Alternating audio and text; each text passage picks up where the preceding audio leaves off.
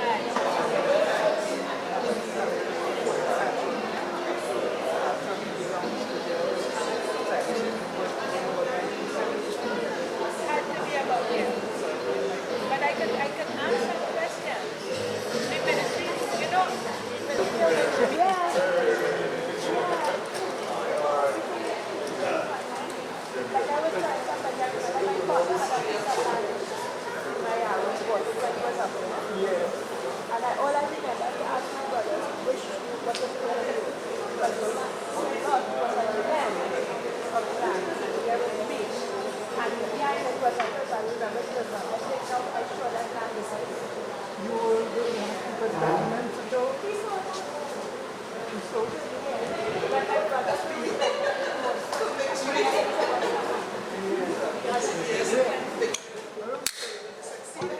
but broken. What was that? There's a Arara. Good Friday? Good Friday.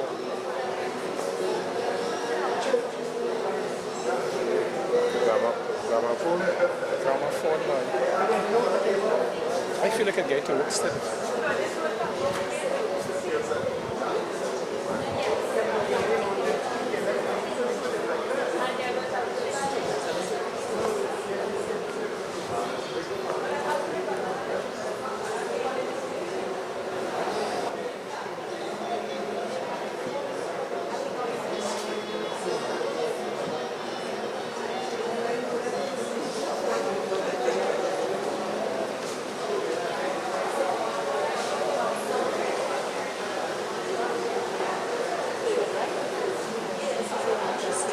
This is interesting. What is this? Additionally. What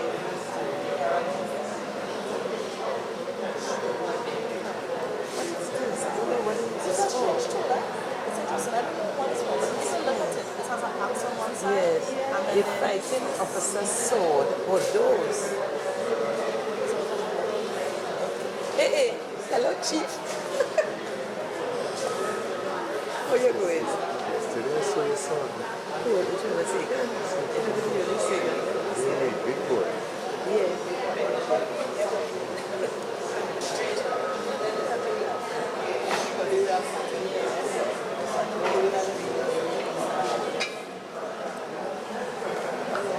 This is an interesting thing. I don't think many people seen this. You know? So, actually, and also like the other part of a hammer It's using by shoemakers or to used by shoemakers. take nails out. Oh, okay, yes, take nails out.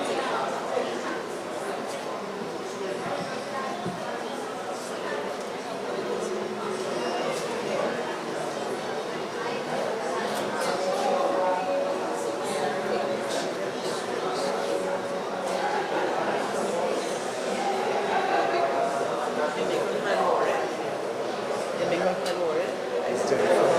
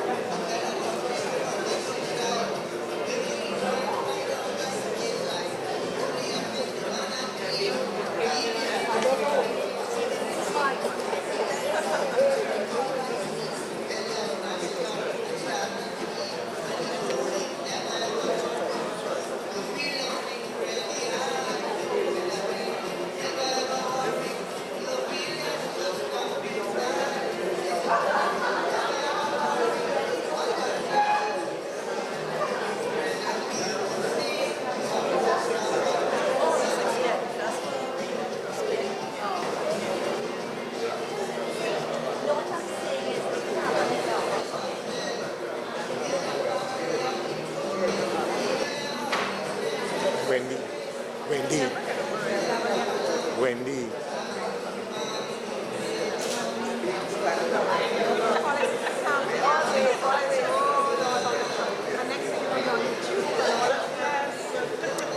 And you just press like.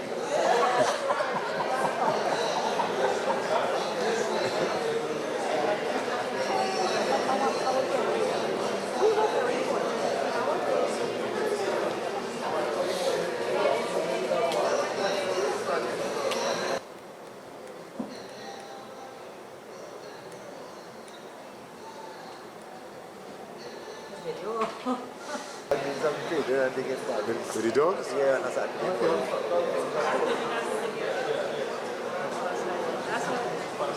That's it. He's like a fossil.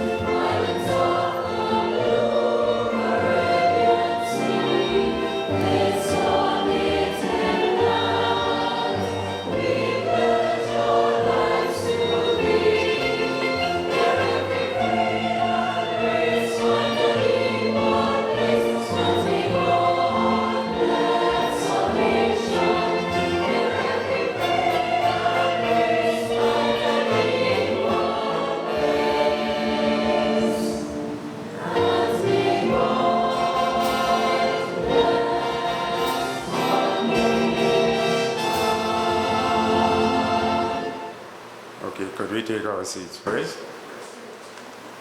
It's a bit of exercise, but please stand with me. Thank you, Dr. Russellfoot. Let's pray, shall we? We give praise and thanks to our eternal Father, for God in you we live and move and have our being. Thank you for this opportunity that we've come together for this very noble activity and event and program. We ask that you bless us, bless the proceedings, bless those who are here, even those who are unable to make it for different reasons. We thank you for your blessings upon us all, and we ask for your guidance, and we ask these mercies in the name of the Father, and of the Son, and of the Holy Spirit. Amen. Amen. To us. My pleasure now to introduce the CEO of the San Fernando City Corporation, CEO Acting, Mrs. Yvette Rousseau. She is somewhere, Rousseau, around somewhere. Let's put our hands together for her as she comes to Ms. Rousseau. Your Worship the Mayor, Alderman Junior Regrello, members of the San Fernando Heritage Trust, Mrs. Hazel Manning, Mr. Michael Anthony, friends and the media. We live in the present, learn from the past, and think of the future. Good evening, and thank you for being a part of the birth, and I call it the birth, or the baptism of this organization, the San Fernando Heritage Trust. It is over 400 years since the village now known as the city of San Fernando was discovered, and by chance. The diary of Sir Walter Raleigh related that while sailing up the Gulf, he encountered the coastal village called Anaparima. And this began the history of Anaparima, also known as San Fernando, de Naparima, and Pitigu by the friends who came to San Fernando, and presently just San Fernando or Sando are going down San Fernando. San Fernando is a small fishing village and has, as a young lady, blossomed into a beautiful city and a home for all who visit. Unfortunately, during the passage of time, she has been hurt, example with the quarrying operations.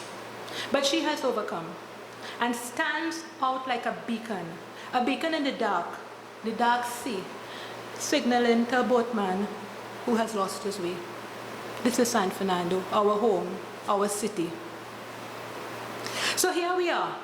And I asked Mr. Regrello, do you remember the borough bus?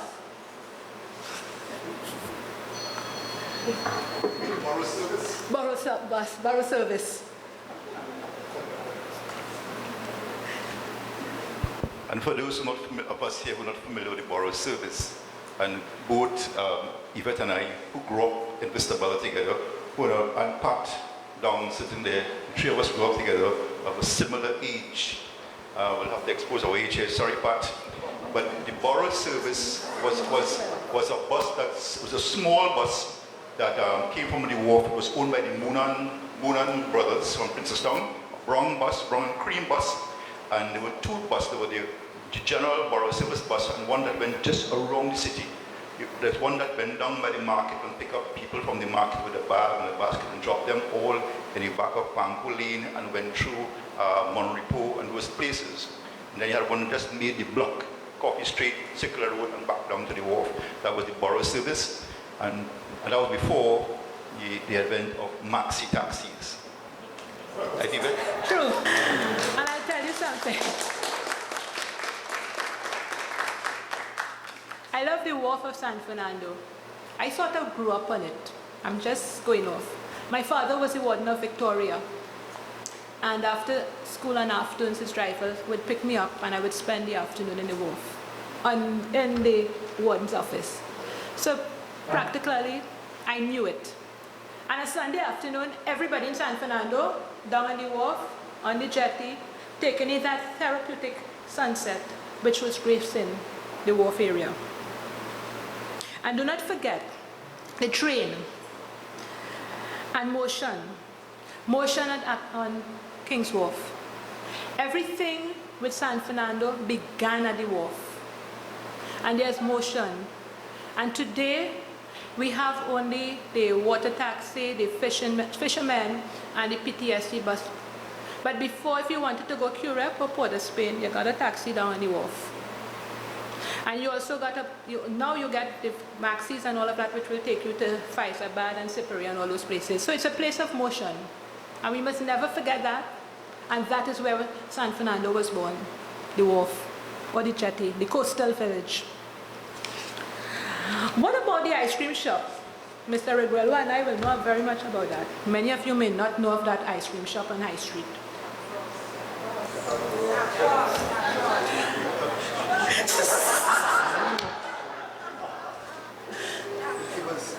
It was Jack Frost, and what we did, we went Jack Frost for the young ones was at the bottom of High Street where Rockland, I think it is now, right there, and that was the line, the hangout spot.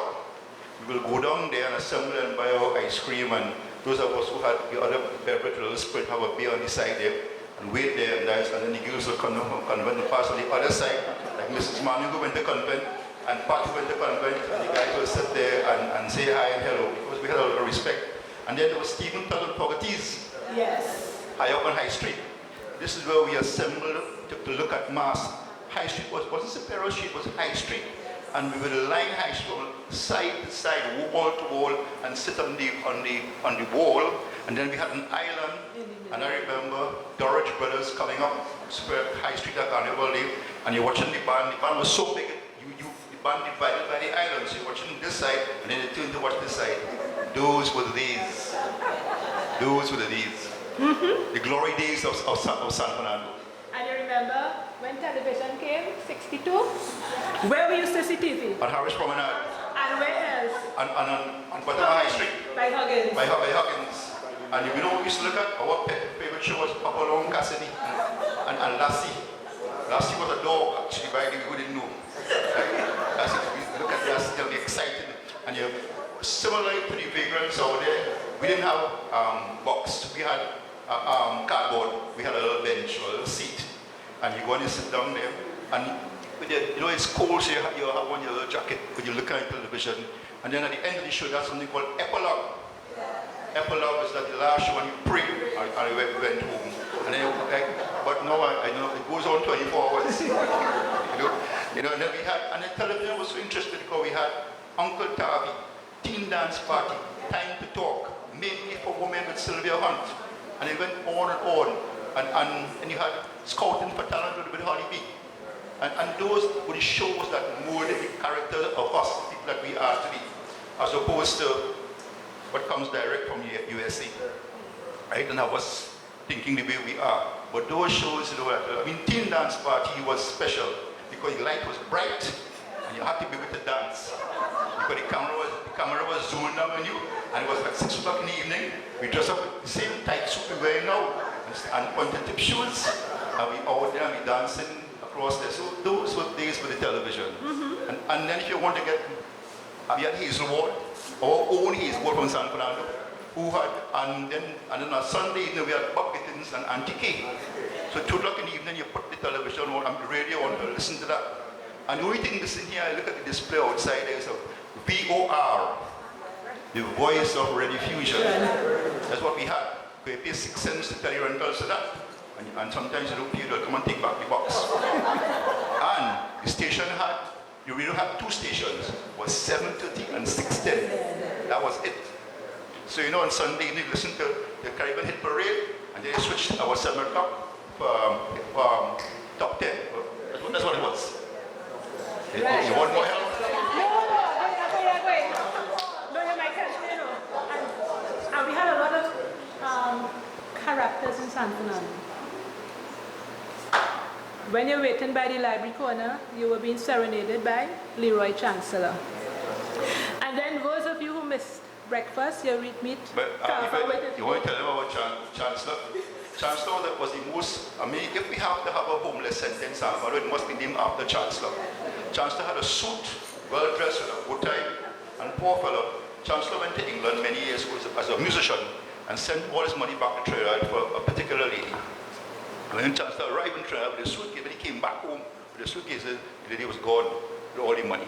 So he stayed in the library corner and spent the next 20 or 30 years at the library corner with the suit. And the suit went from a three-piece suit to a two-piece, to a one-piece, to a half-piece of jacket, until he died. But there were several other, but Chancellor was a very peaceful, well-spoken guy. And he was surrounding you because you only blow, with a saxophone, but you only played Tawanka music.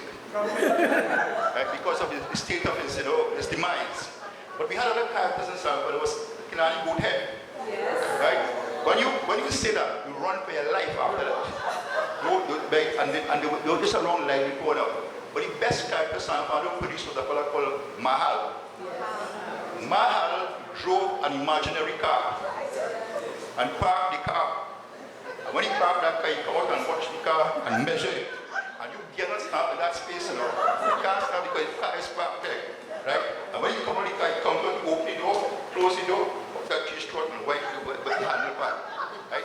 And Mahal, I remember we were in a program some years ago talking, and people said Mahal drove on an Easter from San Fernando to Forest Bay to Mayaro. Without low traffic, buses waiting, because they can't overtake Mahal. All the way to Mayaro. This may sound humorous to you all, but this is the truth. Mahal would come down Panapia and park his time for the Natural Liars used to be on Panapia Road, opposite Penny White's. As Natural Liars was, park his car there and stop on the road, so don't go next to Mahal car. Okay. And then we had Calvin with his bacon morby. So if you missed breakfast, you had a line, join the line. Or you had Joe the Iceman dropping ice different places from the ice depot. And when it comes to the culture too, we have some very prominent steel bands. One being Skiffle Bunch, Coffee, Cavaliers from Monrepo, the Found Cavaliers, Guinness Cavaliers, and what was Maritime Hand Trials. Okay, let me talk about the band. What's your thing? Cavaliers brought glory to San Fernando. It was 1965. Nobody tune was Melody Mass. Nobody was when expected Cavaliers to win Panorama. They went down the track with some black pants with a harp, a gold Guinness sign on the pants, right? And just blow Port Spain apart. When they arrived back in San Fernando, the whole of San Fernando was waiting to bypass to welcome them back. They used to play at Royal Hotel and Carnival Sunday night. And the whole of San Fernando went to Royal Hotel to meet Cavaliers at 4 in the morning to come down the road. Those days we had no pan and truck. The whole band used to come down, and we used to push the band too. Right? That was Cavaliers. And at one time San Fernando had 26 steel bands. Right? We used to leave Vistabella and walk. I used to play a band called Texaco West Stars behind Methodist School. I started playing band. And we'll come down there and go down by Hatters on Independence Avenue, and then cut to the back and go by Wasser Silver Tones, go down by Funclair, come back up by Southern Facilitators, Harbour Lights, and then come around by that one, a kind of class band on Feeding Street. Rogues Regiment. See, fellas said now the blue tie, anything darker than him couldn't be part of that band. Right? Our Rogues Regiment, the Dobson Brothers and them. That was an open park area where that band was based, was the Sumad Gardens of San Fernando, and the Gulf of San Fernando, Irving Park. There were two streets, Feeding Street, Irving Street. That was what it was in those days. But we had several bands. When you go to listen to band at night, you get tired. But now it's just about 2 or 3 bands. We're going back to what San Fernando used to do. And this is why we're here this evening. Continues. And remember, in music, we had Dutchy Brothers. What do you have, brass band? Last week I attended the funeral of Answer Wyatt. Anybody know who Answer Wyatt is? Answer Wyatt was buried last week, Thursday, at Belgroves. Ansawad was in the 60s, in days of the combo. And Ansawad represented Salvador because we had Johnny Lee and the Hurricanes, Rockefellers, Esquires now. I went on and on. That's when I could have danced. Like, it was bright like this when they go to our party. Is it? And we had Dutchy Brothers at the bottom of High Street. I remember as a child, Dutchy Brothers coming up High Street and the brothers blowing the saxophone and walking with no microphone. So you had to be close to the band. They hear the band. And the piano was on the truck, a little small Lacatu truck. A little truck with a little side piece there. I saw the old style and I was going back with me there with this journey that we're going on today. Right? And those of us who live Vistable, like Pat and I, we have to wait for Southern Rings to go home. And you know how we used to know where our band was? You start by the recorder and you listen for it on the ground for it. Right? Listen for that chip. I know a man coming up the road. Listen for the drag. Right? Well, you actually hear the bass in the Barber Green. Because we waited for Southern Rings to go Vistable. Like the go home band. So those were the days. We had live bands in San Fernando, and then you had Watty Watkins in Bouquet. You had a tune called The Hanging Tree. Watty Watkins had one tune called Hanging Tree. Right? The hanging tree. And when you go to a party, you must be hanging tree. Nobody will know, but you must be hanging tree before the party finished. Right? And you had Bill Ken Thomas. Bill Ken Thomas was lower down for the road, and they had a bar to practice opposite you. And by downstairs in a place there. The leader of that band was the drummer. We used to call him Double Ugly. Now, mind you, if the band is playing and you say Double Ugly, he will stop and run behind you. He was the drummer. So we were part of the band and you want some justice, say Double Ugly. Drop his sticks, band stop, and he behind you and up the road. Now, they call a man Double Ugly really is a serious thing. It tells you you'll be back. And for culture, last day, Sunday afternoon in the cinemas. I was too small to go, they wouldn't let me in. Well, Rum punch parties. Right, so before Rum Punch Party, we used to have, we had a cinema zone, which was Mokrapo Street. So you had Strand Cinema, let's go up. You had Palace and Metro, round the corner behind the library. That was the East Indian Cinema. You go there on Saturdays, they used to show a thing called Stereo, a long movie. And then you come round the corner and you had Strand Cinema opposite Johnson Street. That was Strand Cinema.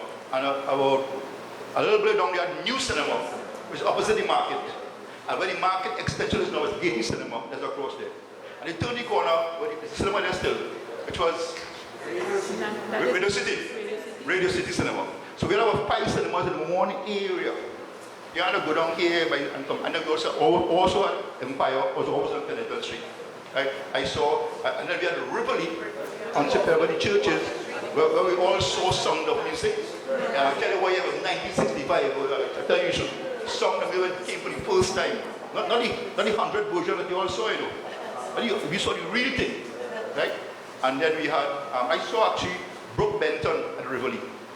Right? And Sam Cooke at Gaiety as a child. And then we also had, my friend, I'm 100 years old. I am not 100 years old. I'm just a passionate son. And then we had the rest of us. We had Globe where churches now. Globe Cinema. Yeah. And I think out of all the cinemas that we destroyed, I think Gaiety Cinema, we should have kept that structure. Because of how it was. I mean, because that's where the Calypso tent used to be. Yeah. That's where Royal and Lion, all these guys sang the Calypso in Gaiety Cinema. It was really a theater. With a nice step to walk up. They had that kind of aesthetic, for it. So the City Corporation would have made an error then in extending the market and taking back Gaiety Cinema. That's okay. You're welcome. Thank you, Mr. Because the list goes on and on and on. But I have to stop. I am here to welcome everyone who's here today. And if I continue, we'll be here sitting down tomorrow afternoon. Okay? So welcome. Enjoy the evening and the evening's program. Thank you very much.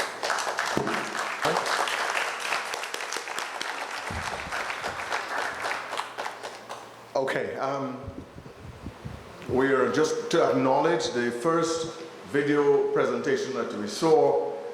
It was done by Maria Nunes, and she is in the audience, is she? Yes. Maria, there she is. A round of applause, please. That's a visual essay.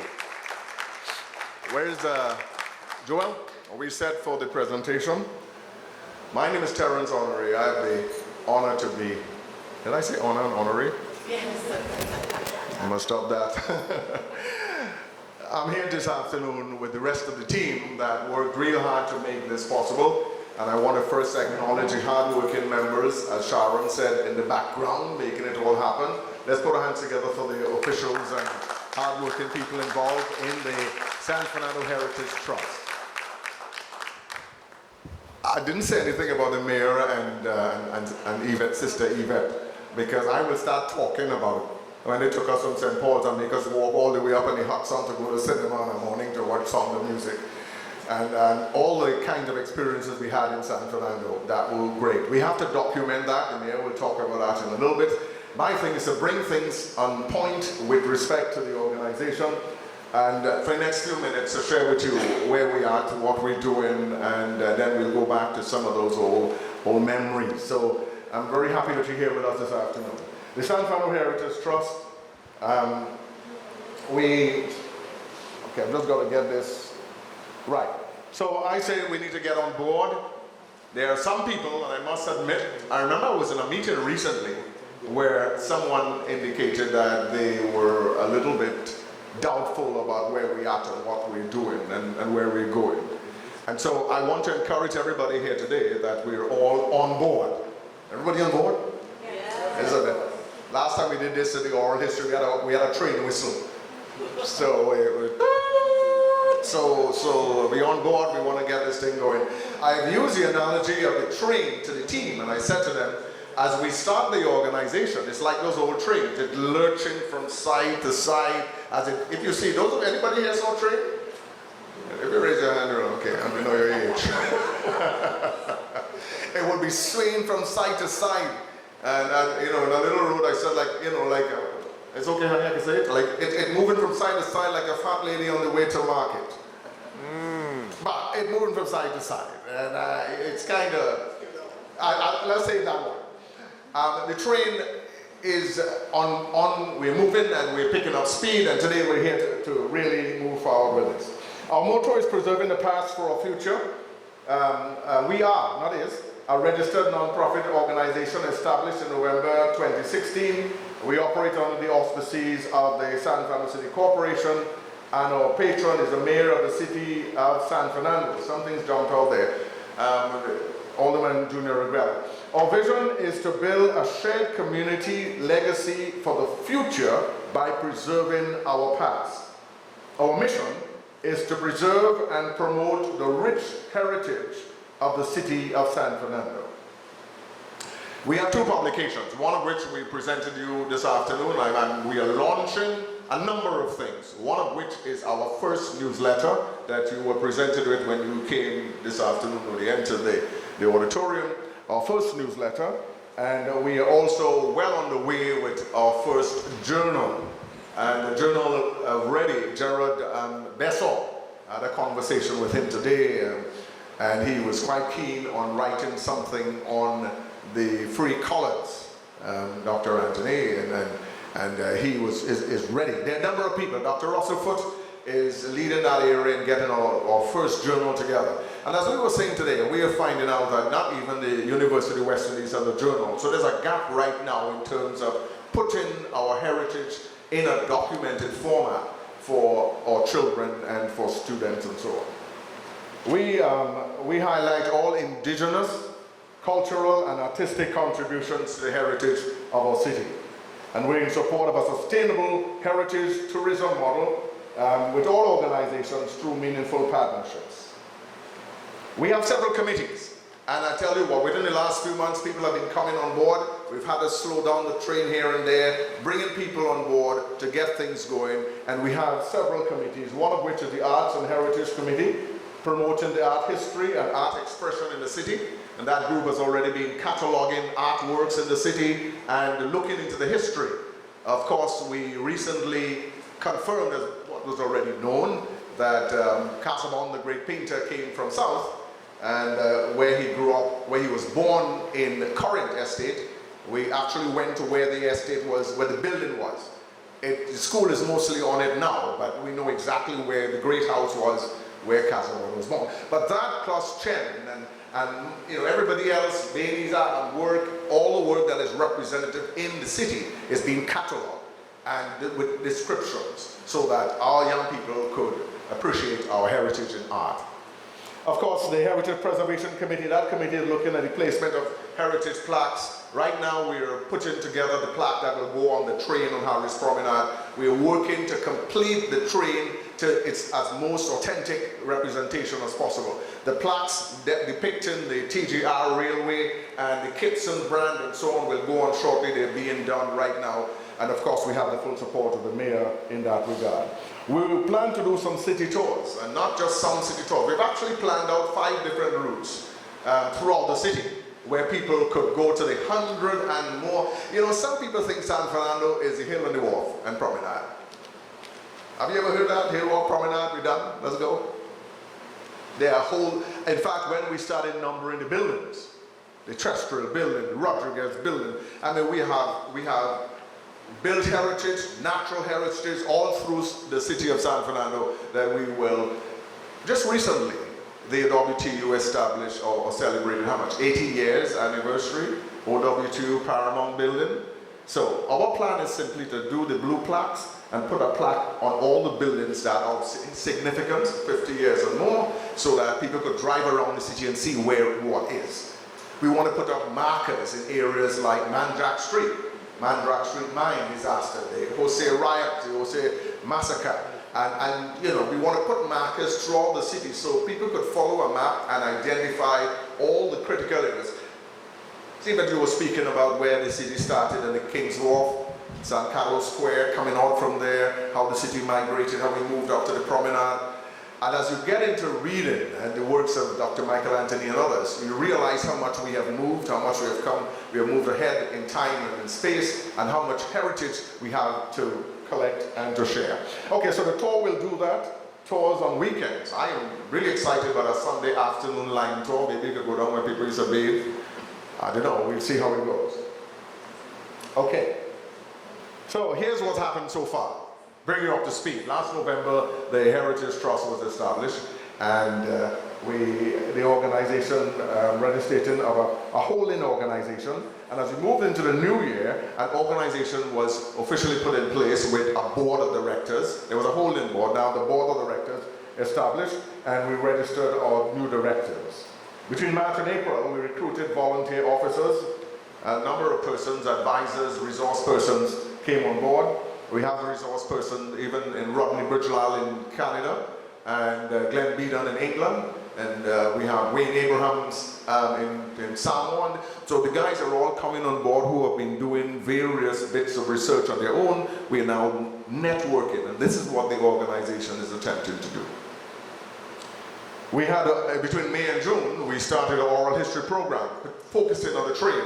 And so there was I going out together with Tao, a photographer, and we went out to far areas from Mon Diablo. It's all mentioned in the news, you'll pick up some of it, Mon Diablo, and Arima, and so on. We went looking for the old railway men.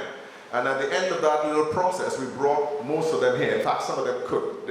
At 94, you know, one guy says, I'm almost, you know, I'm not sure, one day up, down, you know, how it goes. So we were very happy though that they were here. And they came and we had a great oral history session. We videotaped, we interviewed, and those guys were keen on sharing. One guy said to me, those days, if you had a fountain pen, you're big.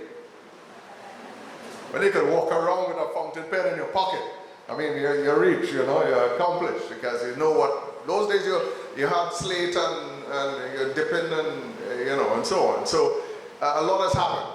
I got really excited about some of the new things. As you discover what was already done, it's so interesting. And when I was told that there was a pickup that they changed the tires, the wheels out, and they put train wheels, and they would drive down the train line with a pickup driving down the train line to pay people and so on. I couldn't visualize that. I mean, I grew up in Marble and didn't see much of anything like that, but sure, travel on the train and all. But the oral history program is going. Next thing is cycling. We're rounding up some of the old cyclists, and we're going to talk to them about those days. So what's ahead? There are some short-term goals that we have in mind. we are signing and looking to sign a memorandum of understanding agreement with the Wow people. They're here today. Let's put a hand together for the gentlemen from Wow. The indigenous people, they're here, Professor Hollis and Simon, and they're here. And we are talking about a number of exciting things that they have been working on, and we are to support and work with them. The history of the city of San Fernando has to begin first with the first people who were here first, and what they've left and what they continue to hold as dear and cherished, and we will share with them and work with them. And a number of things have been identified. They will enumerate them in time, I think, setting up some meetings with the mayor and so on. In the meantime, we have been talking to National Archives. Our intention is to establish, don't say, they got a little peeved about this, we want to establish the San Fernando Archives. They said, what? There's only one archives. But what we want to do is to create, I walked in there and we said to her, Jeffrey McLean, Wayne Abraham went in and said, listen, do you have a San Fernando collection?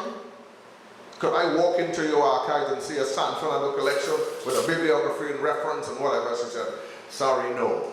And I said, well, that's exactly what we would like to do. We want to create our own San Fernando collection, and we'll have all the bibliographies and all that in order for our children and for research. So that is happening. All right, Mr. Wayne Abraham is designated to do the research and to visit with them. So the National Archives is working with us. The Girl Guides Association, I'm really excited. We're soon to sit down and sign and agree on how Girl Guides and Scouts, the Scouting Association as well, would earn their badges in heritage activity and moving around and cleaning and fixing and visiting and all the things that go with it. So that is also very much on the drawing board. So the San Fernando collection I spoke about, and on I think the 18th of August is the 50th year that the train is on the promenade. So those years went by quickly. Just the other day somebody would tell me the train had landed there, but where we are now, we want to recognize the 50th anniversary of the train, number 11. The plaques are being made as we move to bringing it as authentic as possible. We're calling for papers for our first heritage journal, I mentioned that before. And the hotel school, they are coming along with us. They have agreed, they do one training for tour guides, like a year they take in a batch. So I pressed and they said, okay, when we asked of them, they said, here's what we're going to do. We will come down and do a special seminar only for people in South. Well, that's a good start, isn't it? Yeah? That's a good start. Okay? So our strategic objectives for 2017 to 2020, our vision, we're looking at preservation and advocacy. One of our groups, the History and Education Initiative, they are looking pointedly with Verther and the rest. Where are you guys? Raise your hand. Where they're around somewhere here. Okay, some teachers recently retired and so on. Committed to encouraging the teaching of history in schools. I wouldn't begin to tell you how poor it is, how many schools do not, in part of their curriculum, have history. How could you not have the children studying history when you want to preserve your heritage? And so they will be advocating for the teaching of history, encouraging the kids with essays and artifact competitions and all. So there is something dynamic going on with teachers who haven't given all these years and now wanting to ensure that the heritage of our city is preserved. So that's what's happened with that group. So we will establish our historic districts, and that's a point of major concern. You know, I want to say this, over the years you have had all these little efforts, noble, notable efforts by individuals to do little things here and there. One may write a book of the 100 steps, one write something, one do this, one do that. And you know, sometimes, and that's why I feel encouraged this evening, because when you endeavor to do something, it's suddenly the train runs out of steam. And our past in the history of San Fernando is a string of great efforts that have not been connected, and we haven't seemed to write to a station of some kind of significance. So what I'm putting to us today is that this is our opportunity to make this real, to make it happen for the city of San Fernando. So quickly through trained staff, in terms of history and preservation, we talked to the UE History and Archaeology Department. They're also going to be working with us in terms of prepping and helping us to build capacity in that area. A robust preservation and advocacy fund. We're looking at, we have to be self-sustaining as much as possible. I wouldn't tell you that we would not get $1 million from the city council for what we have to do. We would like to get 1 million, you know, but that's the reality is as it is. So we'll be working on that. Getting a nice structure together, looking at effectiveness, establishing partnerships. We want to get our membership up to, let's say, 1,000 people. We're just getting past 50 thereabouts.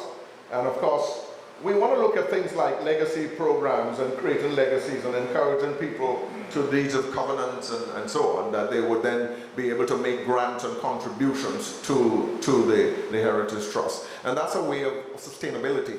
The issue in the past is not the passion and interest and keenness and the launch and the efforts and the events, but is the sustainability and the continuance that has been lacking. And that is, of course, it has to be fueled by the funding. And with a lack of funding and spasmodic funding, you have challenges. So we need to underpin what we do with that kind of funding and contributions that would make this project last. Okay? Yeah? Okay, good. Oh, I'm glad you're with me. So I'll begin nicely. So in the last 5 months, in fact, it might have been less than 5. There's some of the things that we were able to accomplish by the grace of God. We have a dedicated team of volunteers. We have established a successful Facebook page. One posting on Facebook, we had 105,000 clicks. And we've had that consistency. We had 3 major events that I cited and mentioned earlier. We had a first school tour with the boys from St. Benedict's College who are doing the SBA on the Heritage Project. And that is a big achievement for them. And one of their teachers is with us today. And today we launched the logo. The logo that was designed and credited to Rudy Balaram Singh. He's here. So Rudy just was supposed to, this is when you stand and fix your shirt and give us an Amitabh Bachchan kind of thing. I always tease him about that. In this Indian movie Star Wars. All right. And then, of course, well, the logo there, I should say something about it. It's like the bronze, it's down to earth. It's a down to earth logo. That's the first thing you know about it. It also gives us the Sandfellow hidden silhouette with the light shining and rising out to the back and so on. And it gives us that evergreen thing. And some people ask, if you look on your program, there's a photograph I put there on the inside next to the program itself. It's kind of it's not in portrait, landscape. You see that? That's a photograph of, what street is that? Cipero Street. See if you could look closely and see palm trees on the hill. I couldn't believe it. Just behind the power station where the Ministry of Works buildings are, there are some palm trees. And I know we had Banga and we had other thing there. So those of us who will debate, we could talk about the logo later, but it's launched, right? So tonight, by the end of the night it is given, we'll talk about it. Okay.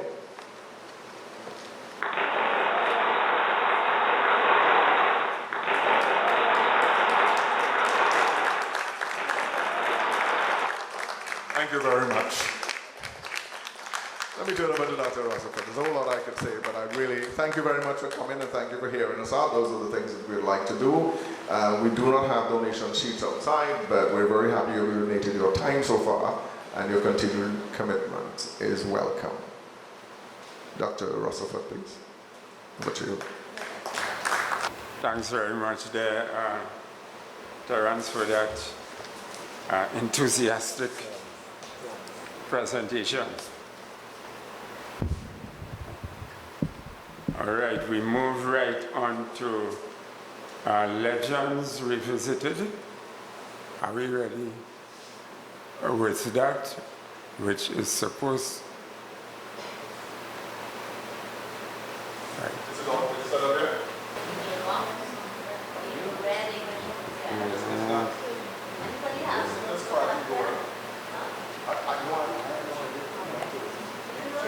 We will check.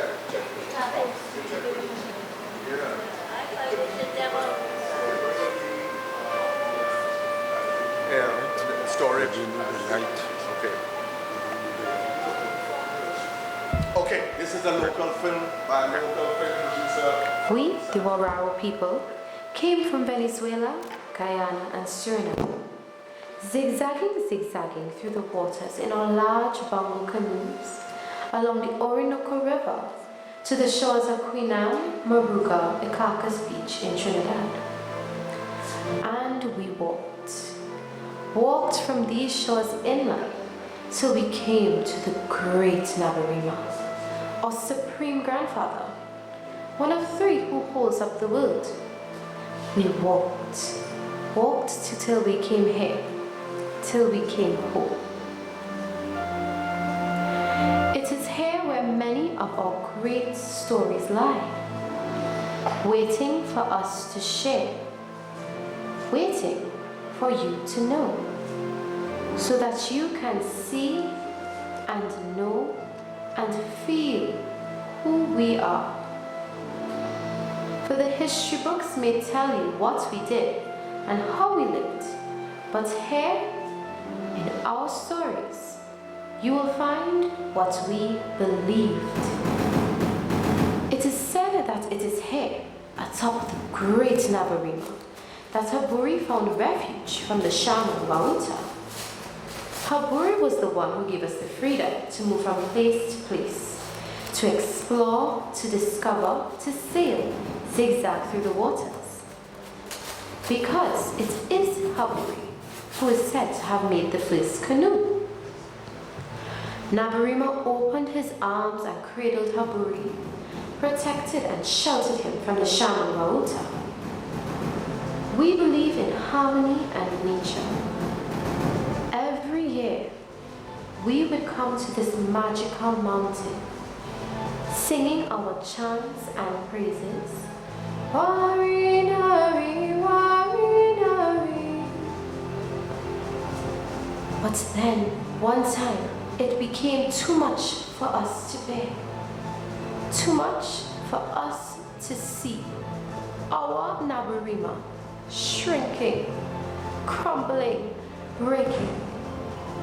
To see pieces of him used for an idea of progress that had no understanding of spirit. Now the great Nabarima was the sacrifice, and we could not come, sing, pray, dance with our God, who once stood proud and tall and strong, our home, our place. No longer. But we know, Warao, Warao will call us again one day, and we will answer, Warinari, Warinari.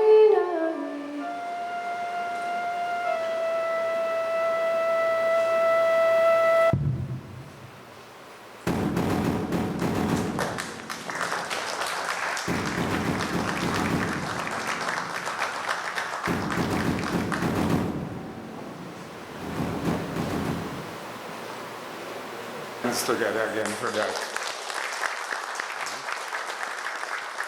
And at least we hope that somewhere in our minds that connection to nature we could reflect on as the Warahu had lived.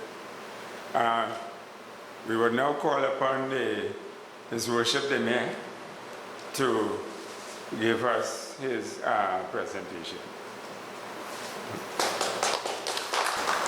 Acting CEO Ms. Yvette Russo, councillors and aldermen, chairperson of the Heritage Trust, Reverend Terence Honorary, members of the hard-working Heritage Trust, and especially Michelle Celestine, who I met a couple of months ago when I was deputy mayor, and she said, Junior, I'm a San Fernandian, we have to do something about San Fernando. We were at a function at Hilton, I think it was, and we sat down there during lunch and she said, let us do something with San Fernando. I'm glad that you were here and we can do this together.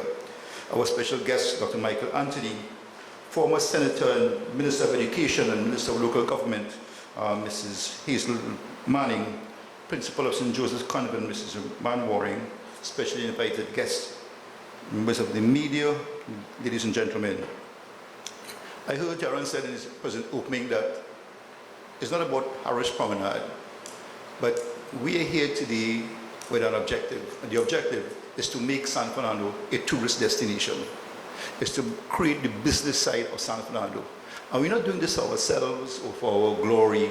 We're doing it for our children and our grandchildren.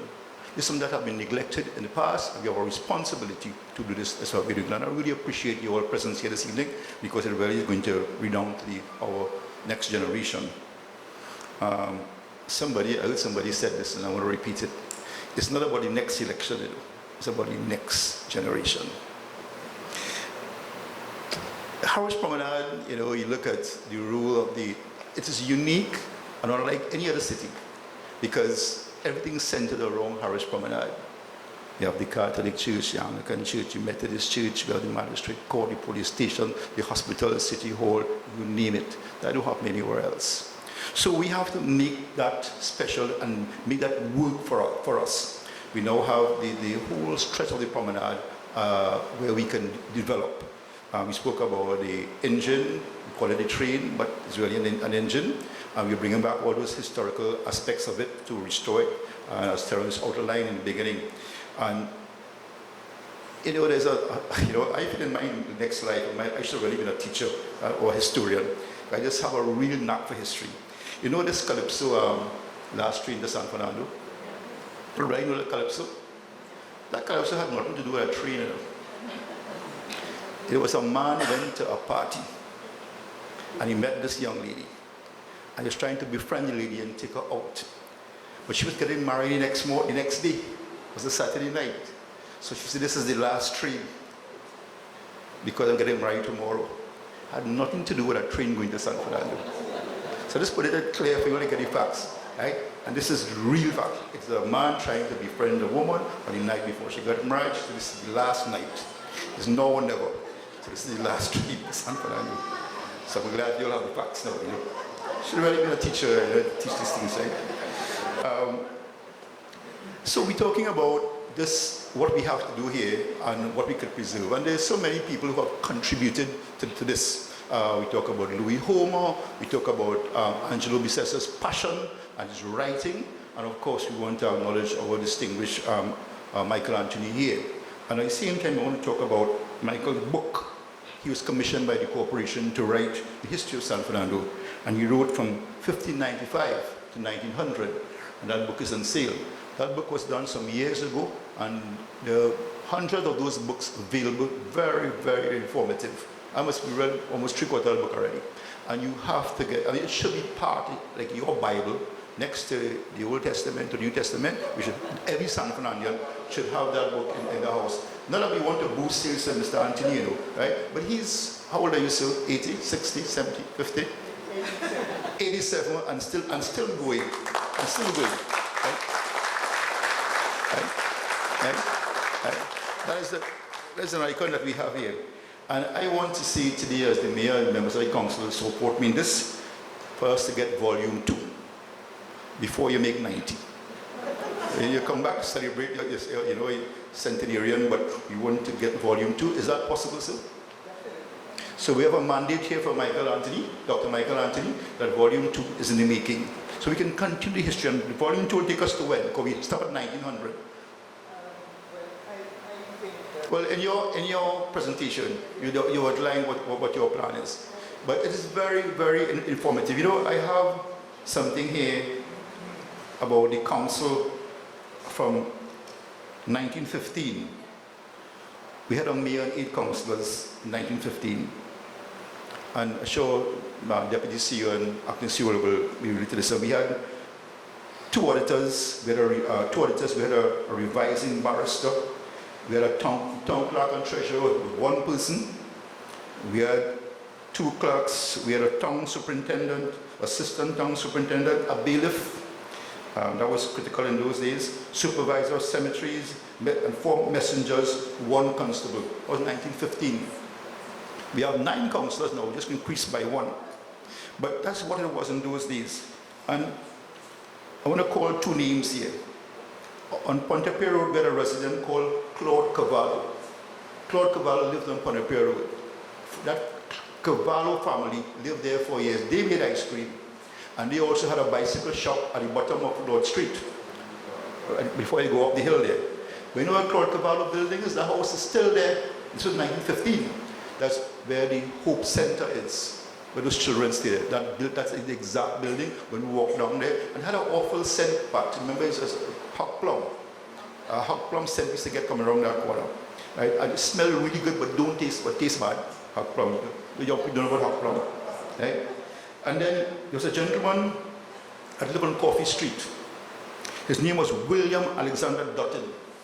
And here what he owned in Coffee Street: 122, 124, 12A, 126, 1214, 1218 Coffee Street, going down to Johnson Street. He had a frontier store, that whole corner there. Mr. Dutton is no more. The first hotel in San Fernando was Royal Hotel, around the corner right there. Then we had Paramount Hotel, which is now the OWT building. That was a hotel, big hotel, next to Schlumberger. So San Fernando has gone through its transformation and its transition, and I'm very happy here this evening to talk about what we can do and what this very committed group of people can do with the support. I want to give you the assurance, Mr. Honorary, that at yesterday's meeting, council members have agreed that we, and Deputy CEO here and acting CEO is here, that the new public convenience opposite Center of Excellence, is that what the name is? Excellent Stores, or Woolworth then, but that's a Woolworth, right? Opposite Woolworth, what am I talking about? Right, that building there upstairs will be a space provided for you and your team, because I know you are struggling, literally squatting up the premises of the corporation, right? Right. So we are going to provide a space for you there with clericals, whatever you need, stationery, that's the case may be. We are really going through a very difficult period here. We don't have the resources, we don't have the space that you require. But I think with the coming of the waterfront project, which I am very happy to see as somebody from the government side, that project will start, and this is good news for all of us here at San Fernando. It will start by October of this year. The waterfront project is on stream. It's going to happen. Right? It will be done on a phased basis. As we speak, the Land Settlement Agency is looking at relocating the persons on the northern side of the wharf area, and we have targeted the old TGR building for our restoration, and monies are being provided as we speak. They are now going through the process of awarding contracts and procurement and those technical areas, but that is going to happen.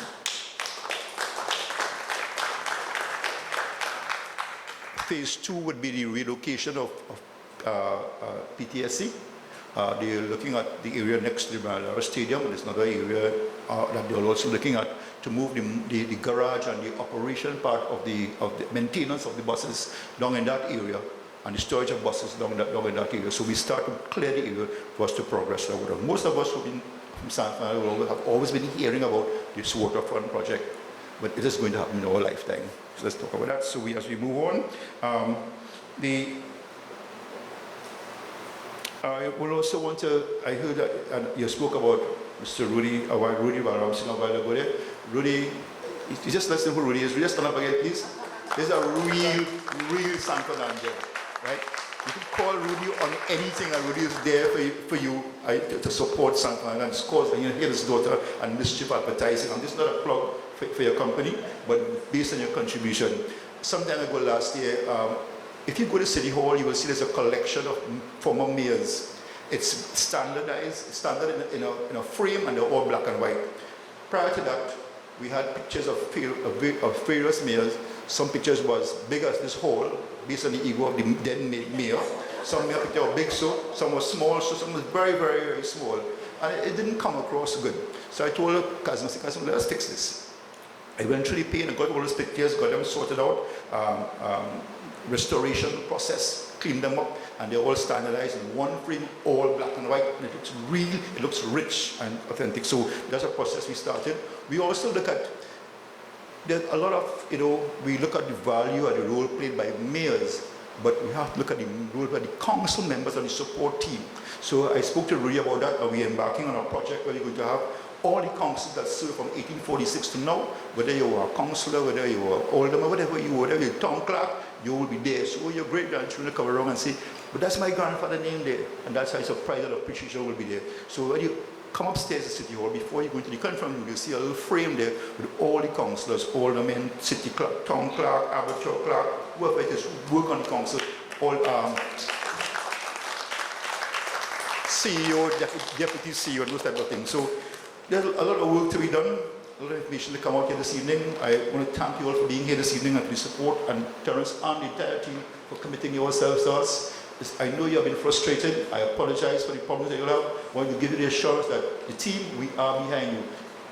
I almost said let's make San Fernando great again, but I will tweet. I will make that mistake. But we have a plan, and it's to work together, and we really sincerely appreciate your contribution and making this what it's supposed to be. So I thank you.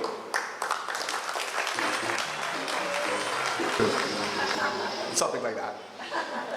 Round of applause, please, again for our mayor, the patron of our organization, and we are not letting him forget that. Okay, our job is to remind him, but he needs no reminding. We have an entertainment spot at this time. Okay, all right. So here we go. What's on the program next? Is it an open floor where people could talk about how discipline, pitch, and moral? No, we know it. Okay, Joel, let's set this up. We're just going to do a little video clip. It won't be long on this one. We just want to share with you the magic of the moment of the oral history session that was held right here on June 12th. We also had the privilege of one of our resource persons, Mr. Glenn Beelan, railway enthusiast who grew up right on Mandrake Street. Exciting. Don't get him talking about railways, but he shared and did a great job on his visit from, so at that session we had some of the old chaps. We'll just give you a little peek at it. It is a full-length video, but of course just a little caption before we introduce our main speaker to present to us tonight.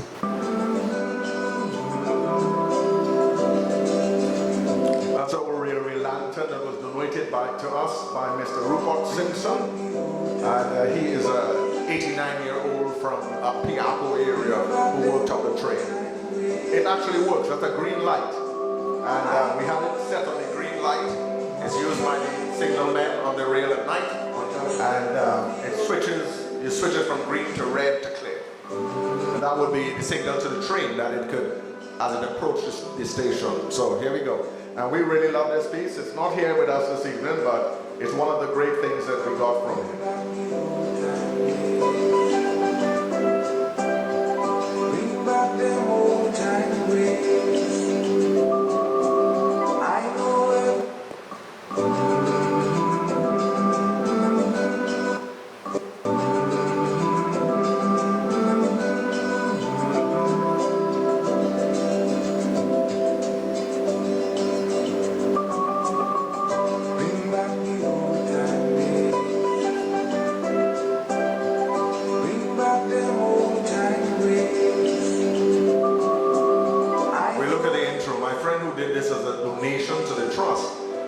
Excited about this. Called me for a week. Did you see it? Did you see it? And here you go. Used to be everyone could afford to live right. Just a few nights, didn't need no paradise. Now open your eyes, look around, smoke in the city, and what was pretty, crying out for sympathy. So bring back the old time days. Bring back them old time ways. I know everything was changed, but I still love the old time days. Used to be everyone cared for each other, lived like brothers, respecting one another. In times gone by, we used to share. Now this is the National Archives collection on the 50th anniversary of the city of San Fernando. In our partnership with them, they want to make that available to us for our permanent display. And I know that life must carry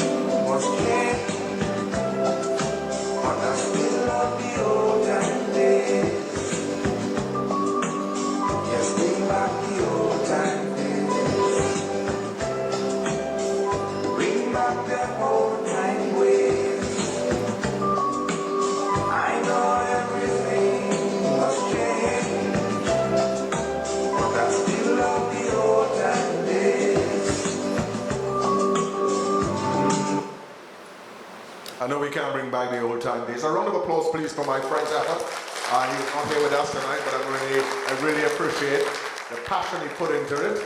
We can't bring back the old time days, but we want some of those old time ways, don't we? Value system, the solid stuff, the things that make the fabric of our society. And we want to encourage that. We will be encouraging that in our efforts, and we're very glad we have a place designated for us by the City Corporation on Harris Promenade. We could be one of the heritage sites, one of the buildings of importance. Okay.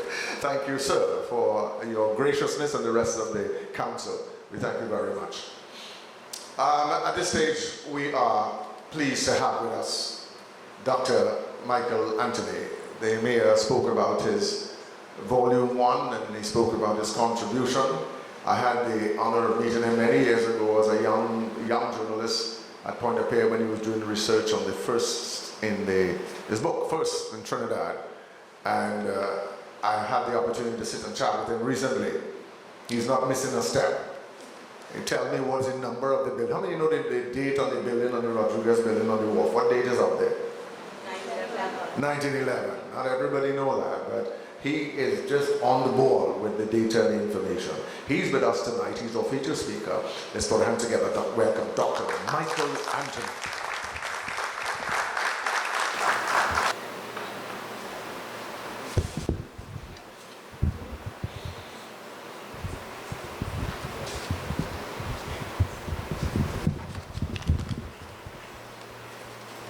Your Worship the Mayor, Mr. Terence Honore, Ms. Yvette Rousseau, and Mrs. Hazel Manning, I greet you. I greet you all. Thank you. Thank you. I think before I say anything or start with my speech, I want to make mention of something the mayor said about a calypso called last in the San Fernando. Unless there's a very strange coincidence, then I think the mayor might be wrong. Because Dictator sang the calypso last train to San Fernando in 1966, which was the carnival season after the trains stopped in 1965. So unless there's this strange coincidence, but I feel sure within myself that it was sung, maybe it was sung also because of what the mayor said, but I think he's wrong there. Yes. I want to do a little roundup. I'm rather pleased how things went. There was something else I wanted to say which has slipped me. Something just nothing to do with my little talk here. Anyway, I came to San Fernando from Mayaro as a little boy of 11. I used to live on Drayton Street, which is up the coffee. And my saying up the coffee alone should make you realize I'm a San Fernando boy. And I lived with an old lady who, her son had asked my mother if I could come to San Fernando and stay with her and do errands for her, etc. My mother agreed. Now, this lady sent me on several errands, and the first thing she did was she sent me to places like J.T. Allen, like Wing Hing Company, like Rahamat, like Rogers Pharmacy, all on High Street. And just thinking of those days alone brings a little bit of nostalgia. One day, I was not supposed to do this, but I walked further down High Street. I was dying to see how and where it ended. And when I reached down at the very end of High Street, I saw something that really was spectacular to me. And this was, plain and simple, it was the San Fernando Wharf. The wharf was really fantastically beautiful. Looking at it, I walked down the tall buildings on my left, foreign soldiers' hostel, and looking far north, there was a railway station there, and there was the blue sea right in front. It isn't possible, you might not really see how spectacular that was, but just accept this, that it was really moving to me. A little boy of 11 seeing this for the first time. Maybe if I was an adult then, I wouldn't have reacted like that. However, I saw the train station and I thought, why can't a train appear? Why can't a train appear? I want to see what a train looks like. And while I stood there looking at the fish market beyond the railway lines, the wide open gate there, the hotel that was there, and the buses all lined up in the middle of the wharf, and very colorful, all had different colors. The ones for Point Fortin were in blue, the one for Fyterbad were in red. There was one that was going to I think, Cedros, but and the Barrackport, definitely Barrackport, that was in brown. But it looked so beautiful there, and I just liked the fact that the wharf was unencumbered, so to speak. I wasn't thinking of any wharf that was really hectic to get along with, but just seeing that, the sense of space, like a picture, and I was really moved. And I seem to think, well, when I just proceed and say that that was a beautiful thing for me, and thinking about the train and hoping a train would come along so that I'd see what a train looks like.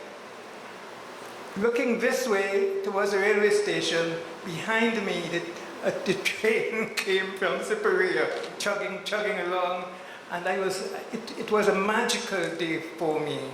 And I mention this because we have talked a lot about trains, and I had this on my mind as well, that we ought to do something about these trains which fascinate us.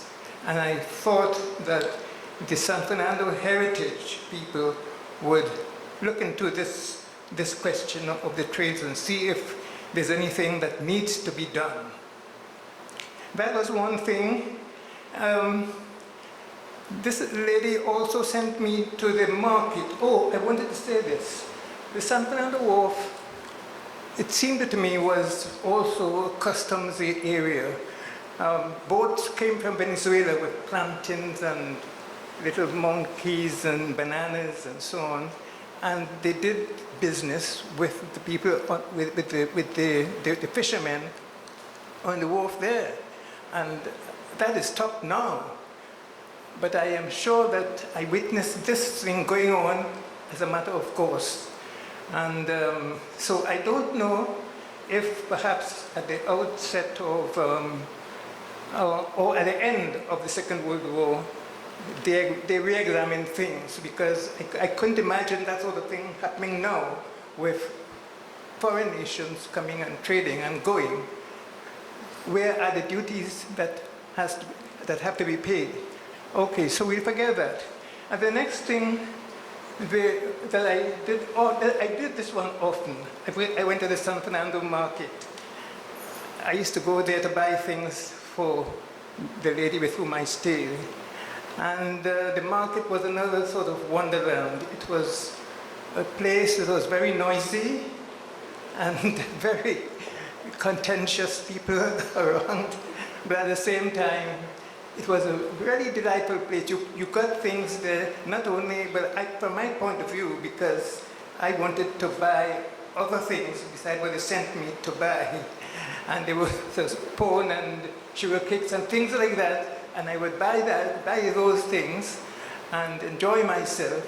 And that was where I got to see Charlie for the first time. Charlie, who became so well known in San Fernando for his pudding, Charlie's pudding.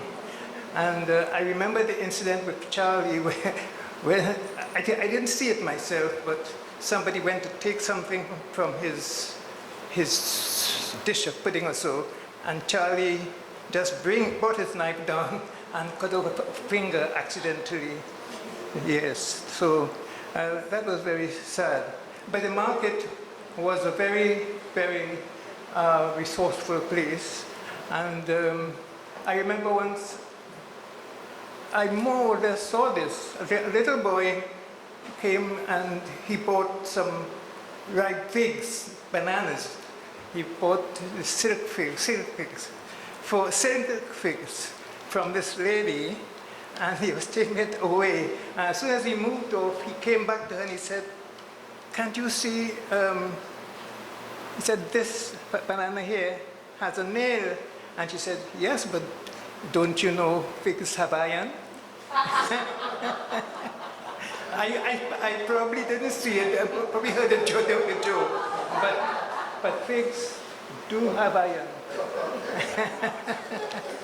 So this was the market then at which I said a few things here. And the last thing I did, significant thing I did, visiting while I stayed in San Fernando as an 11-year-old, was to go to the San Fernando Town Hall. And I don't remember, I came with Mrs. Chandler's big son, and I can't tell what he came here for. I can't really remember, and I didn't know about these things. But he did his business and we left. All I remember is how excited I was to be in the town hall.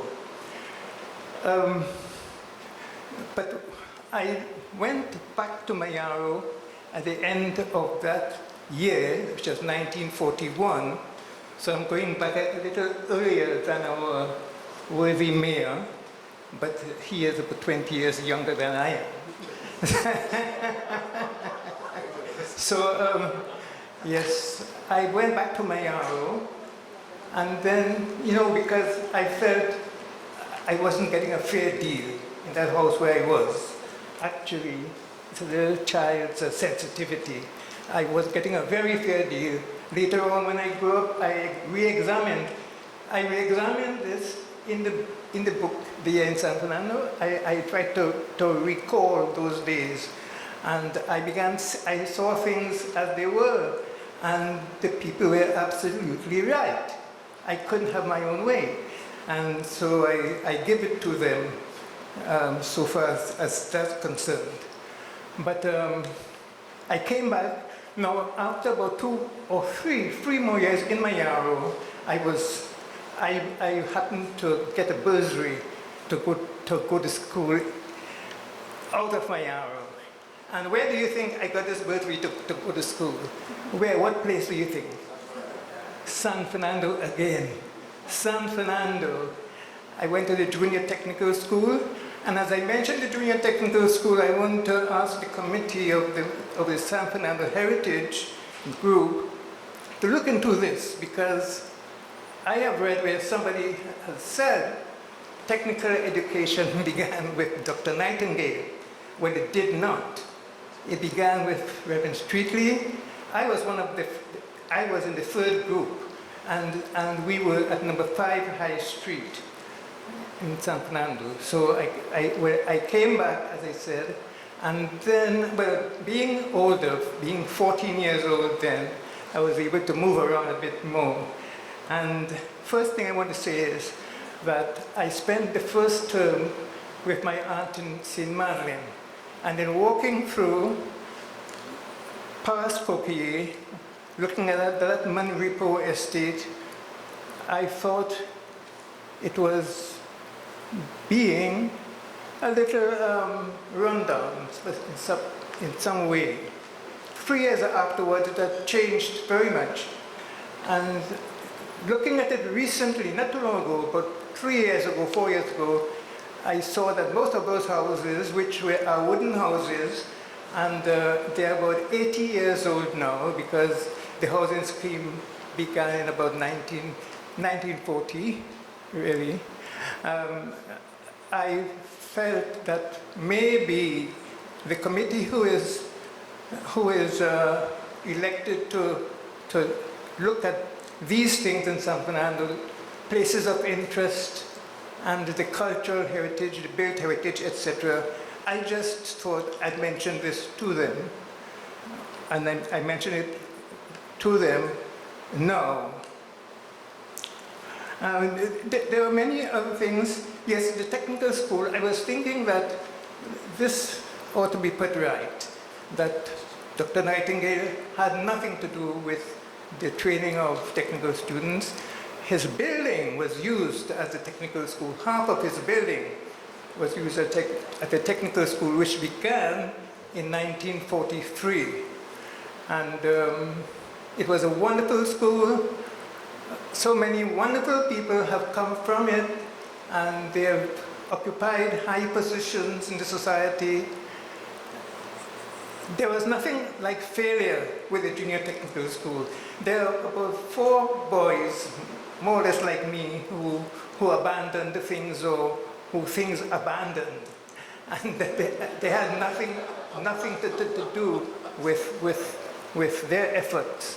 But it was a wonderful place to be, and I think the mayor is in favor of this, and he can look into this matter. The technical school has led to the Technical Institute. I think they moved from High Street in 1955 to go somewhere, Forest Street, and they moved again. But Reverend Streetley was the person who started technical education in Trinidad.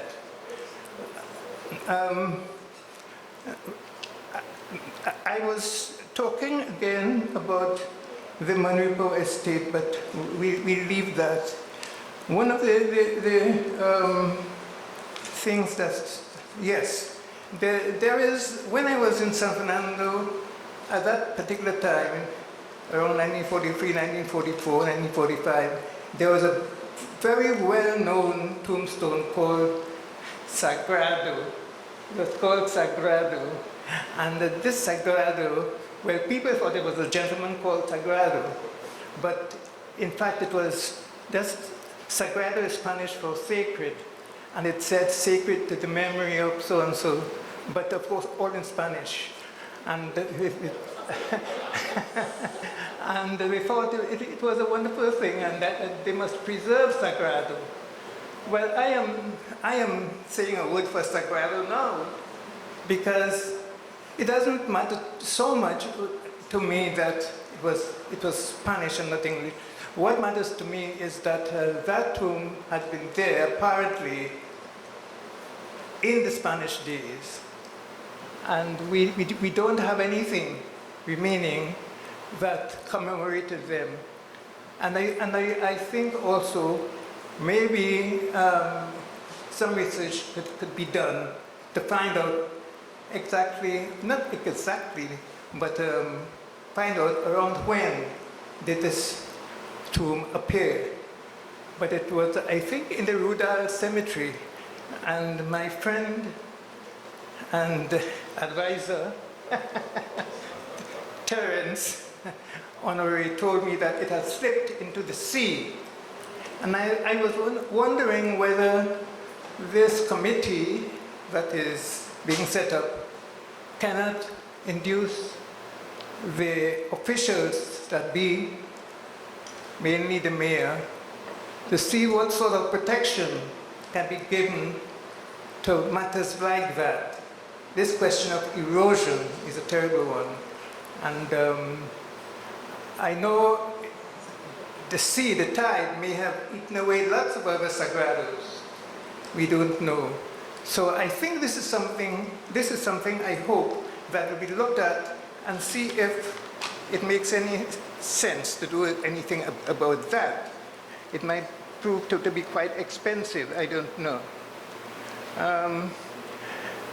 I think from Sagrado, I am not in full possession of myself now here because I cannot read what I said very well, but I see I have here steps. No, thank you. No, I'll manage. I know my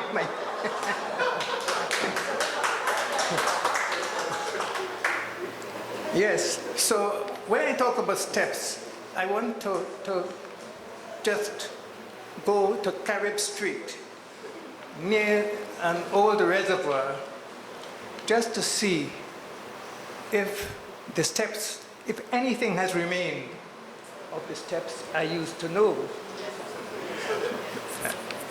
Oh, the steps are still there.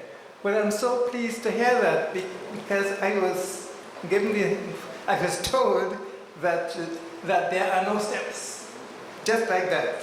I mentioned to someone there were steps that took people right up the hill, and I was telling the person about the mangoes up there, somewhere very hard mangoes, mango table or something like that, I think they were called. I said, I went up there myself. He said, oh, you dreamed of that.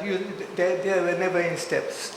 No, I mean, I know in 1866 there was a report that Rushworth, who was the governor, had ridden up San Fernando Hill.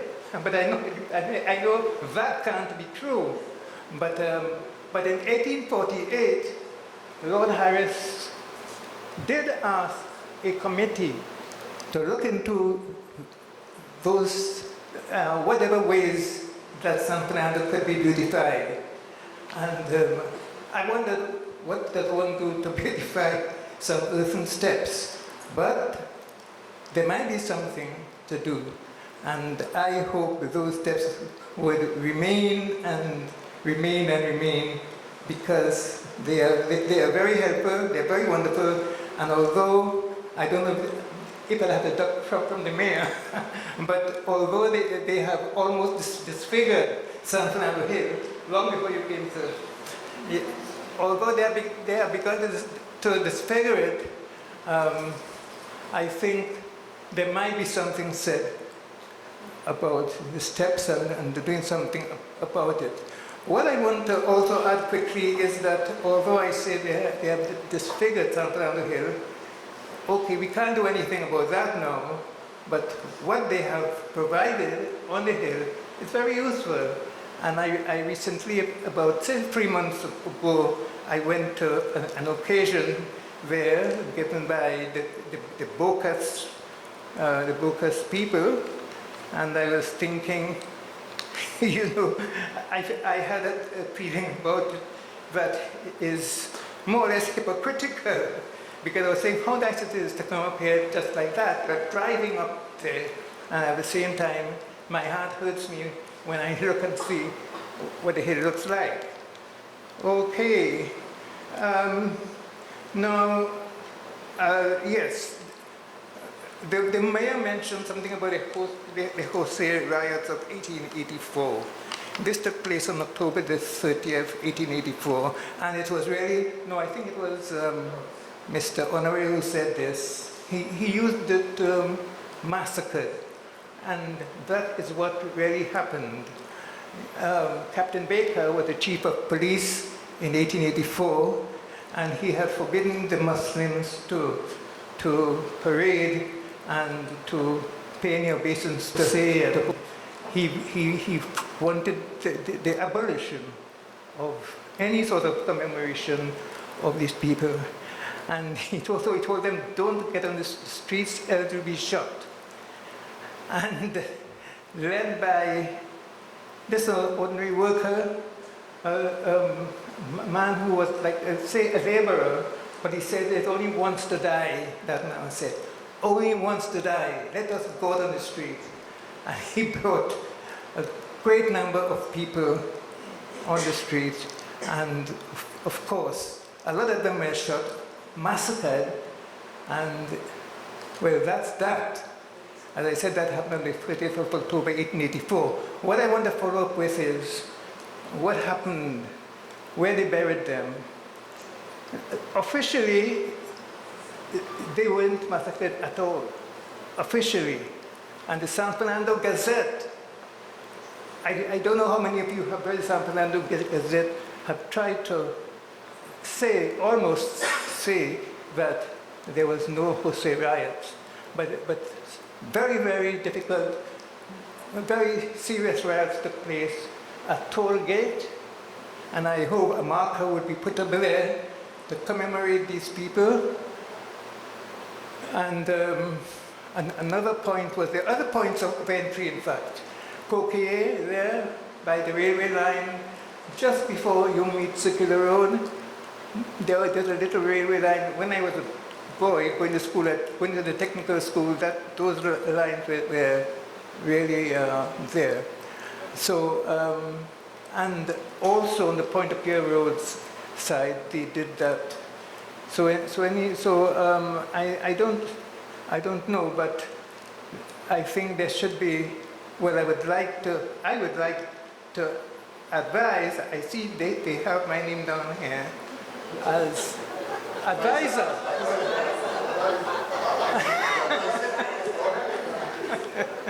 So if I'm advisor, I will certainly start advising.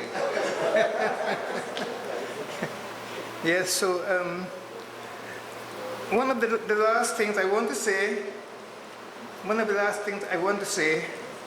well, let's talk about the Spanish House first, because I am sure that the people who head this committee are wise enough to be aware of this. There is a house at the corner of Upper Hillside and Carib Street that is usually called the Carib House and the Spanish House.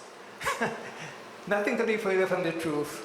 The man who built that built the police headquarters here in San Fernando, and I can't, his name slips me, but I know that he was a Barbadian, and he just built a house because he wanted to imitate the Spanish style. So there you have something that really is a waste of time, and one can forget it.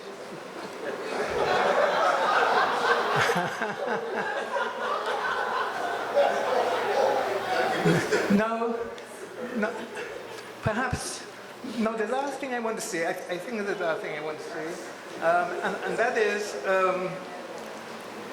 I moved from my aunt at St. Madeleine and came into San Fernando.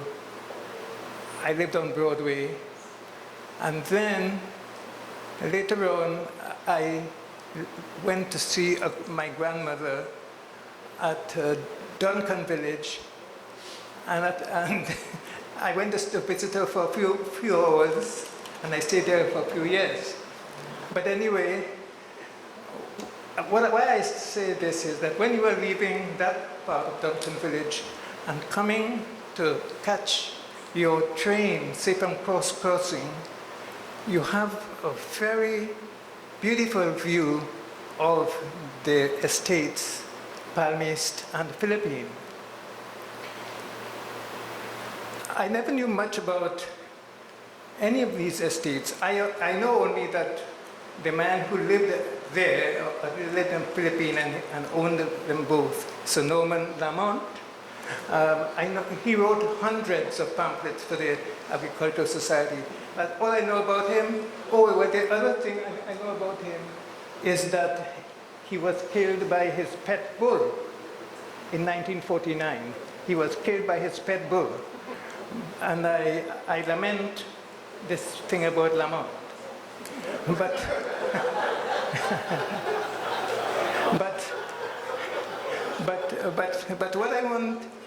what I think should be done by the committee on this same matter of Philippine and the Palm East, and if you notice in the name Philippine, perhaps you haven't thought of it, or when you think of it, you think of the Philippine Islands. But it was first owned by a man called Jean-Baptiste Philippe. Jean-Baptiste Philippe. There was also St. Louis Philippe. Well, he was the son of Jean-Baptiste, but he just dropped the final E. But yes, Jean-Baptiste Philippe was a very bright young man of mixed race, went to study in London. In the Spanish days, all people like that were automatically free, but Jean-Baptiste Philippe found that when he returned, it was not the same, things were not the same. And Woodford, now when we read of Woodford, very often, history says such lovely things about Woodford. Woodford was a very severe governor, especially on people like us. And, well, on people like me. and I regret that, although people say, well, we have to write our own history, but history shouldn't be, you know, I mean, one should be absolutely fair and honest in what one is saying and what one is doing. However, this thing about Jean-Baptiste Philippe, he came back and found that when the British took over, they changed things completely. The Spaniards were not very particular about slavery. They treated it very lightly, but not so the British, and not so Ralph Woodford. And this man, Jean-Baptiste Philippe, had the courage and the strength to go up to England and enter the Houses of Parliament, with permission, of course, with a long petition to the Secretary of State for the Colonies, telling him, he spoke also, he spoke about his complaints, but he handed them a document which he wrote, which he prepared in detail. And in fact, later on, he published it in a book, and it is 83 pages long. So you can well imagine he'd have been still talking in Parliament there if he was reading that document. Yes, and it made a great difference. The British did not drop their guard completely. You know, they supported Woodford in the sort of way you expect. But they knew how right Jean-Baptiste Philippe was. Well, Jean-Baptiste, what I was going to say about this and Philippine is that Jean-Baptiste Philippe gave his name to Philippine state. And Palmist, well, I never knew so much about them. It seems to me that there were lots of saman trees on Palmist particularly. Is that right? There it is. Okay, yes. So this is my humble contribution, and I really hope that the committee, which will look into these things, will not be slow in recommending changes. I thank you very much.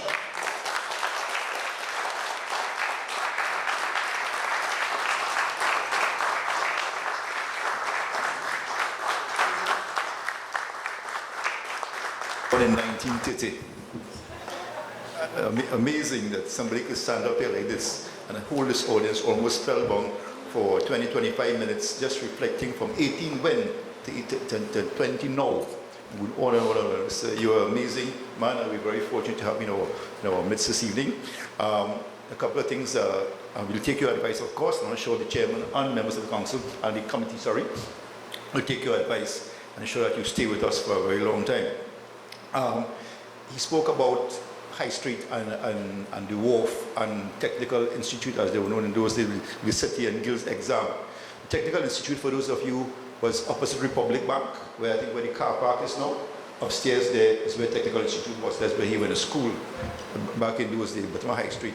And from where Scotiabank is right now is where the other grocery there, Coca-Cola was there, and the whole bottom of High Street was very, very, Robinson's Hardware was opposite Scotiabank, and the entire wharf area where the church, revival time churches, that stretched from the car park where the Maxis are, all the way to the TGR was hardware, the house of marketing, the cocoa house, coffee house, all there was business places. And Alston's Building Enterprise was there as well, and the post office was opposite there, and the chamber for commerce where you did for exchange was upstairs, the Rodriguez building, and from where that bar is the stick fighting, wasn't that bar again? Seaview. From Seaview all the way to the corner was where the ladies of the night assembled. And he spoke about uniformed soldiers, really sailors. The oil tankers came in and Point of Pier, and they had the tugs. The tugs will go out of Point of Pier and bring the sailors ashore. And it was a very thriving business for the people down there. And from the entrance to the fish market area, there, that corner right there where they sell downstream, somebody they sell fishing right in the corner. From there all the way to the TGR building is roti shop. About 25 roti shops next to each other, or you had bacon shark or bacon herring. Wasn't bacon, no, bacon shark of this size, a fried beef, massive fried beef with herring, fried dry, as we used to call them in those days. So it really was a lot of activity around that area, and he's very right about how that was the buzz place for San Fernando. Now that's changed a lot to what it is right now. So we thank you for that journey in time, and allow me as a child, and I'm not 20 years younger than you. However, I just have an amazing memory, and I think opposite where your school was, they had a record shop, and then Juggernaut was a little higher up. All you had Wholesome Bakery up the hill, Wholesome Bakery right up the hill, and Mr. Dutchy Brothers, Ullman Dutchy as we call him, had a club called Habanero. That's where the band assembled, and he had a little place upstairs there. So that's when San Fernando was really, really nice. And those of us who live in San Fernando really enjoy growing up in San Fernando. So I'm not doing the voter thanks, so you come back here. I just wanted to remember. So we take your advice, and we will, of course, respond to what you said there. And the entrance, the major Jose ride was at the corner of Monrepo, just before the police station there. And every year they celebrate that event, where quite a few lives, or as you say, were massacred. And as you talk about what Captain Baker was, a very notorious guy, you put it very mildly. Captain Baker is the man who tried to stop carnival with the Cambodian rats in Port of Spain around Piccadilly. So he didn't do things in Port of Spain, he killed San Fernando as well. And he started carnival because the people protested because they didn't want carnival. He really had a massacre there, which was the Cambodian riots as well. Captain Baker, the notorious Captain Baker. So, Jeff. I just came to give an opportunity to my colleague on the board of the Sanford Heritage Trust, a lawyer and notary public, attorney at law by profession. She has come to give a vote of thanks, and then we get some refreshments. Breast now. Miss Nichelle Celestine will come and give the vote of thanks, please.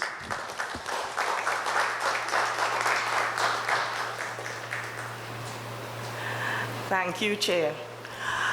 Well, first of all, it's one of those days that will forever be embedded in my memory.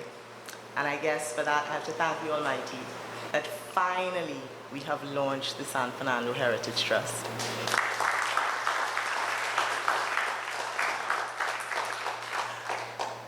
We couldn't have asked for a more beautiful glimpse of the city than was provided to us in the visual essay prepared by Maria Nunes. Maria is not from San Fernando, but she is a Trinbagonian to heart.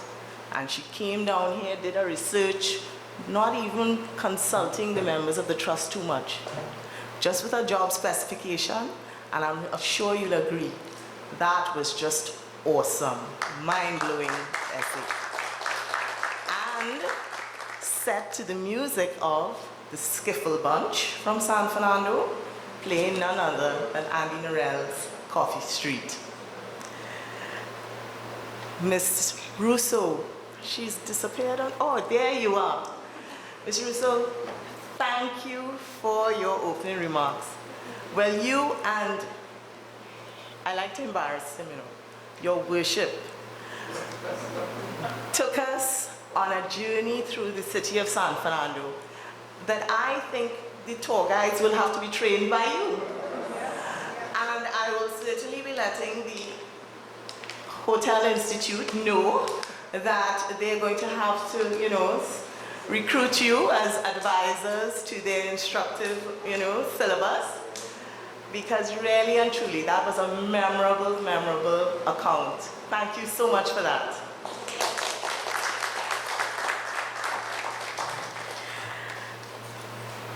Our Honorable Mr. Honoré is the most hardworking chairman we could have ever have asked for.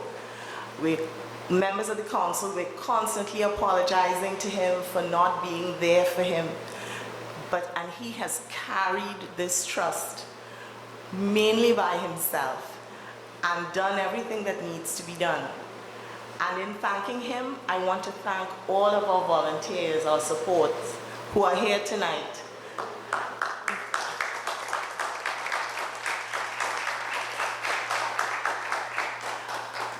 I don't want to leave anyone out, but Yana, Neela, Sharon, Mrs. Honoré, Verda,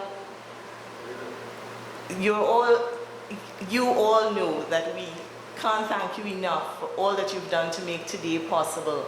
And we hope that you'll continue to support us with the same fervor. As a matter of fact, we don't have any doubt about it. Thank you again. I also want to just specially mention Mr. Philip Montano, who was part of the initial discussion on the founding of the San Fernando Heritage Trust at that event at the Hilton, and who is here this evening to support us, and also said to me, we have arrived today.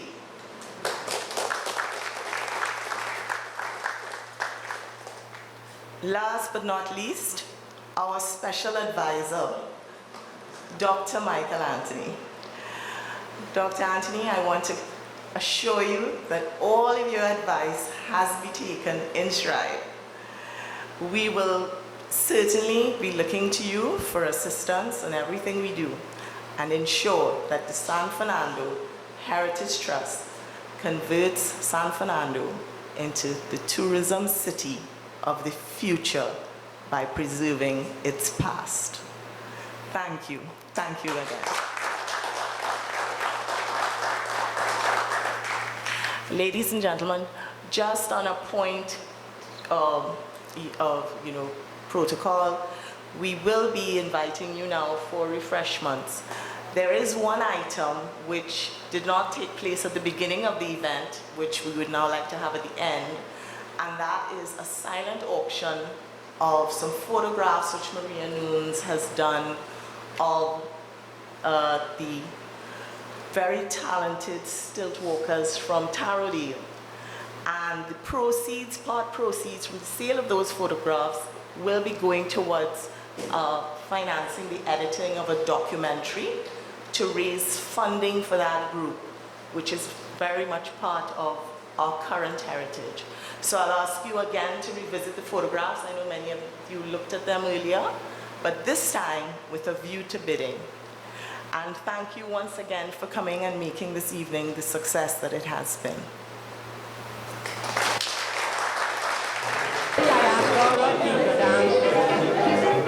On my mind, I had nothing else but romance. I said to myself,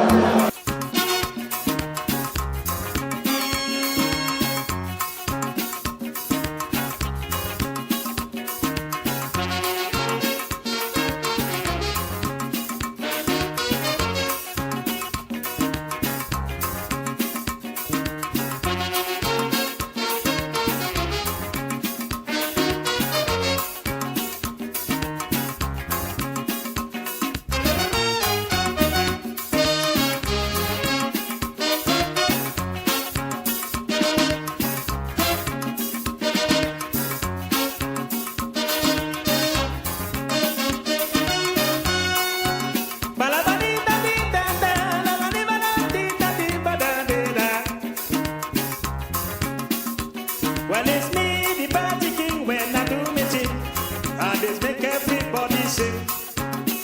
Oh yeah, oh yeah, eh. Oh yeah, oh yeah, eh. Well, they call me the party king when I do me thing. I just make everybody sing.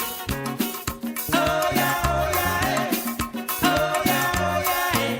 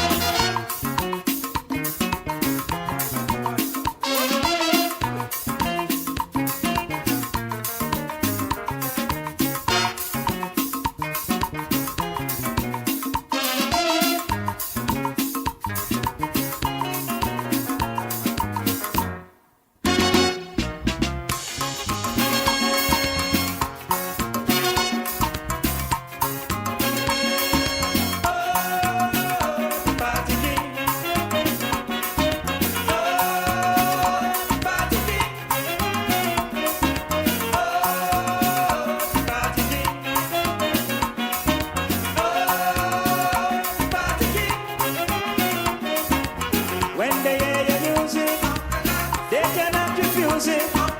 Sweet Jolie, my brother, that's your name forever.